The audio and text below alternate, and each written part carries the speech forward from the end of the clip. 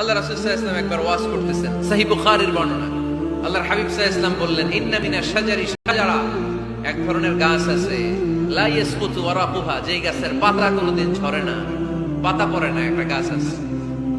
মাসালুহা কামাসালিল মুসলিম, এই পাতার দৃষ্টান্ত মুসলিমের দৃষ্টান্ত একই। হাদিসুনি মা হিয়া, দেখি তো কোন সাহাবী বলতে পারে এটা কোন গাছ। আল্লাহর হাবিব বললেন, এমন একটা গাছ আছে যেই গাছের কোনো পাতা ঝরে না।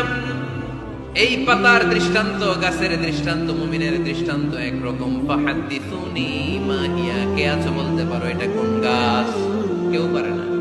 সাহাবারা মনে করছে এটা মরুভূমির কোন একটা গাছ হবে। কেউ বাড়ির পাশে যে খেজুর গাছ আছে এটা খেয়াল করে নাই, সবাই চলে গেছে অন্য গাছের দিকে। ক্যাকটাস, গুলমলতা, মরুভূমির রেয়ার যে গাছগুলো আছে, দুর্লভ দুষ্প্রাপ্য গাছগুলো, তারা এক একজন একটার পর নাম বলতে আরম্ভ করলো। আল্লাহ রাসূল সাল্লাল্লাহু আলাইহি ওয়াসাল্লাম বললেন হয় নাই, একজন বলে একটা, আল্লাহর হাবিব বললেন হয় নাই।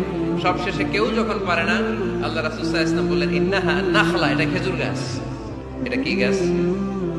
সবাই বলেন কি গাছ? খেজুর গাছ। কেউ পারে নাই। ওয়াজ শেষ, নসিহত শেষ, সবাই বাড়ি ফিরে যাচ্ছে। সাইয়েদনা ওমর ফারুক রাদিয়াল্লাহু তাআলা আনহু উনি ওনার ছেলে আব্দুল্লাহ ইবনে ওমরকে নিয়ে যাচ্ছে।